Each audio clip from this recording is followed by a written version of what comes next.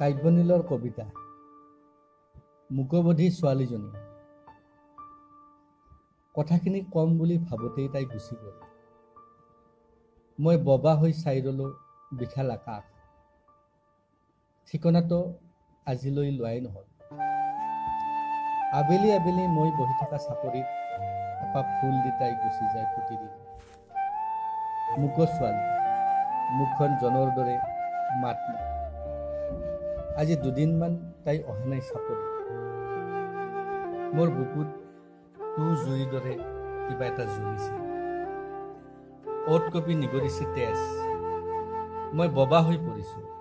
আকাশখনত ধোৱাৰ কুণ্ডলী চানি ধৰিছে। বহু কথাই জুমুধি মোক আগুৰি ধৰিছে।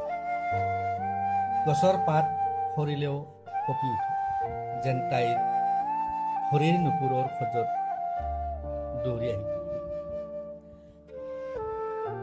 চাপৰিৰ চাৰিওফালে তাইৰ মুখখন দৌৰিছে। বৰ অস্বস্তি অনুভৱে মোক জুৰুলা কৰিলে।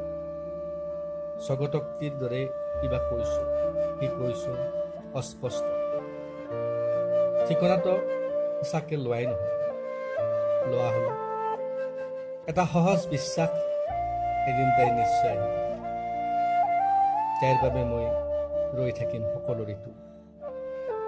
তাইৰ এপাহ ফুল মোৰ বাবে আশীৰ্বাদ নিৰ্মালী। মই সদায় তাইৰ কুশল মংগল প্ৰাৰ্থনা কৰিম। ভগৱানৰ পৰা মোক একো নালাগে মোৰ বাবে। মই বিনীত অনুৰোধ, এবাৰ তাইৰ সেই মুখৰ পৰা দাদা শব্দটো মই শুনিম।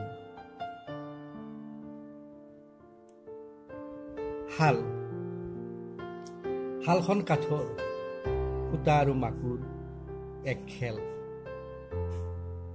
প্ৰাচীন নগ্নতাক থাকি আৰম্ভ কৰা জীৱনৰ পাঠ। শালখনে শৰীৰৰ আৱৰণ সলালে আৰু শিকালে নাঙত নহ'বলৈ।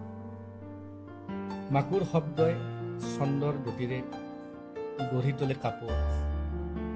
বৰ্ণিল ৰং আৰু ৰেখাত স্বপ্ন হৈ পৰে দিঠক। সময়ে জীৱন আৰু জীৱিকাৰ বাবে শাল দিলে। শালখনে মাটিৰ পৰা গৈ আকাশ চুই। শিপিনী আৰু আইৰ আচলৰ উমত জীপাল হল ঘৰ, পৰিয়াল, সমাজ আৰু সংস্কৃতি। ল'ৰাৰ মাচুল, বেংকৰ ঋণ, গোটৰ মাহিলী খৰচ সকলো দি আশ্ৰয় হৈ চোতালখন ৰখি থাকে। শালখনে থিয় কৰালে এখন ঘৰ। ঠাণ্ডা গৰম বুলি কথা নাই, মাকুৰ গতি অবিৰত। চেৰেকীৰ পাকৰ দৰে জীৱনৰ পাক কাটি শালখনে সহজ কৰে জীৱনৰ পাক।